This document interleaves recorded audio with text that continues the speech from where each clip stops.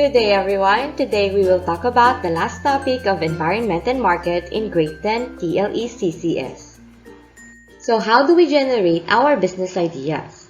The process of developing and generating a business idea is not a simple process. Some people come up with a bunch of business ideas that are not really feasible. And because of that, there are two problems that arise. First is the excessive generation of ideas that can forever remain as a dreaming stage. And the second is when they don't have ideas and don't want to become entrepreneurs. The solution to these problems is to have a systematic approach in generating and selecting a business idea that can be transformed into a real business. Here are some basic yet important considerations that can be used to generate possible ideas for business. The first one is to examine existing goods and services. Ask the following questions. Are you satisfied with the product? What do other people who use the product say about it? And how can it be improved? From these questions, we can get some of the ideas that we can use to generate our very own ideas for product or service. More so, there are many ways of improving a product, from the way it is made to the way it is packed and sold. You can also improve the materials used in crafting the product. In addition, you can introduce new ways of using the product, making it more useful and adaptable to the customer's many needs. And what do we call the process of improving the existing product or service? If your answer is innovation, that is correct. How about this one? How do we call the process of creating new product or service? If your answer is invention, then you got it right.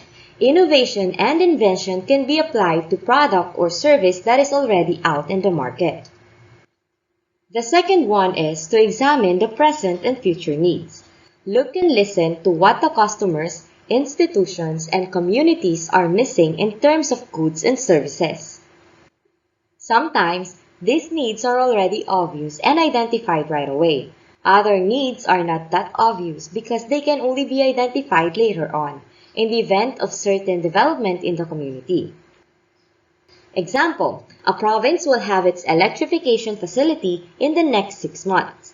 Only by that time will the entrepreneur could think of electrically powered or generated business such as photocopying, computer service, digital printing, and so on. The third one is, we have to examine how the needs are being satisfied.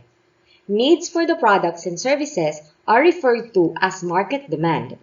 To satisfy these needs is to supply the products and services that meet the demands of the market.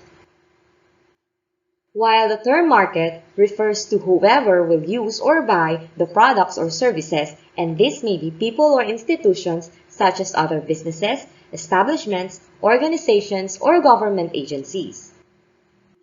There is a very good business opportunity when there is absolutely no supply to a pressing market demand. The fourth one is to examine the available resources.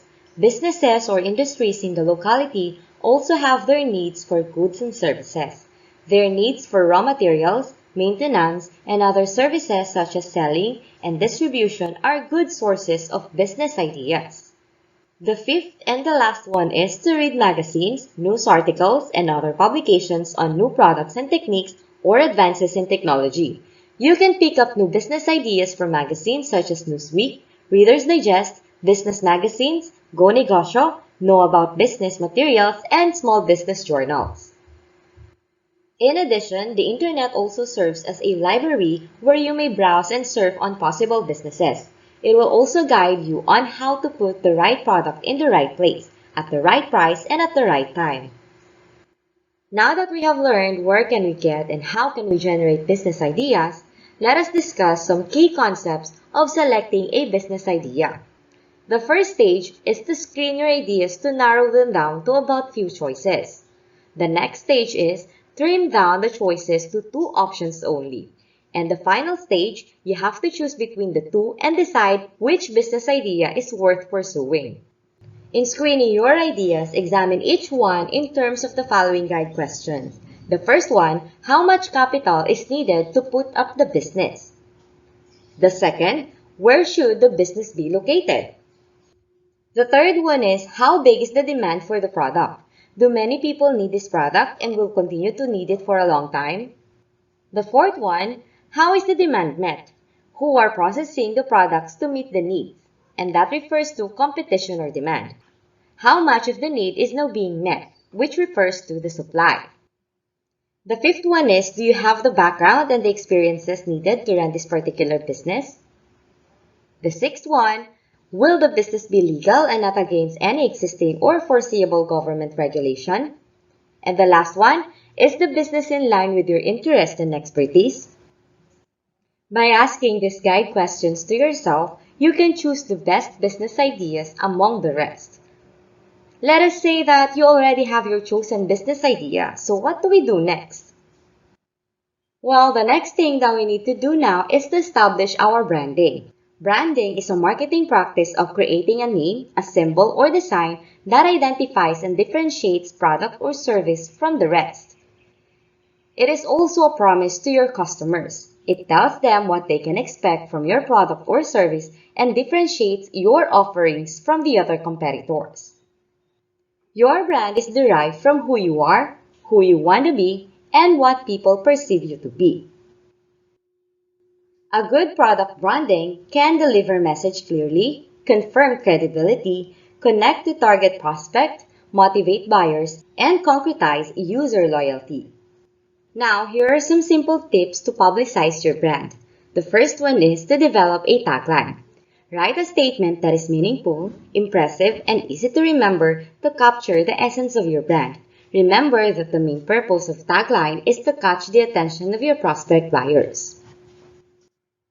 The next one is to design a logo. Create a logo symbolic of your business and consistent with your tagline and display it strategically. Here are some examples of logo.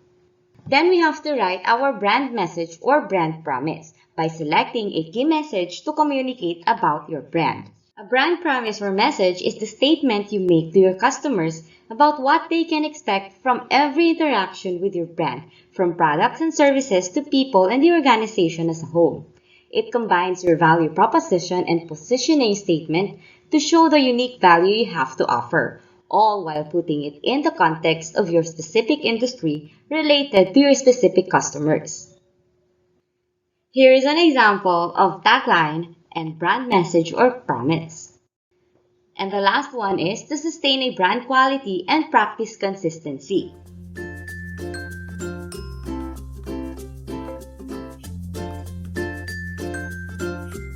The term branding, people use it interchangeably with logo design, identity design, or even sometimes typography. And maybe we need to set the record straight.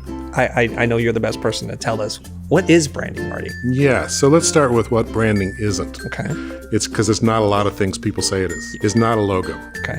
A logo is a very useful tool for a business, but it's not the brand. It's a symbol for the brand. A brand is not a product. So when people talk about this brand, buying this brand or that brand, they're really talking about buying one product or another product. The brand is not that. People say the brand is a promise the company makes to customers, and there's some truth in that. Yep. I mean, it does end up acting as a promise, but that's not what it is either. Advertising people like to say, well, it's the sum of all the impressions that a company makes on an audience. Yeah. Well, you know, if you're trying to sell a lot of impressions, I can see where that might be useful to you, but from a business's point of view, why do they want that? Right. So, and how does that help Self-serving definition creative there. people understand what they're doing? Right. So, none of those things are really what branding is. A brand is a result. It's a customer's gut feeling about a product, a service, or a company. It ends up in their heads, in their hearts. They take whatever raw materials you throw at them and they make something out of it. But they're making it, they're creating it. And so in a sense, when you create a brand, you're not creating one brand, you're creating millions of brands, like however many customers or people in your audience. Oh. Each one has a different brand of you. So a brand is like a reputation, right? So it's your business reputation, and everyone's going to be a little bit different about what that reputation is. And that's okay, as long as you've got it corralled mostly where you want it and that it's beneficial to the company. So we tend to look at companies and designers tend to look at branding as, from our point of view, like this is something we're doing. We're telling a story. We're making a claim. We're making a pitch. And that's what we do, but that's not what a brand is. A brand is the result of that. And if you don't start there, you don't know what you're doing. You actually don't know what you think you know what you're doing, but you don't. So from a designer's point of view, I mean, I always tended to be this way. It's like, it was my gut feeling, right, about whether this is going to work or not. And then I would sell it as hard as I could to get the client to sign off on it. From the client's point of view, they're going, well, it's a checklist. I got the logo, I got the tagline, I got the ad campaign, click, check, and they think they're done. Right. None of that's right. What's right is what happens in people's heads.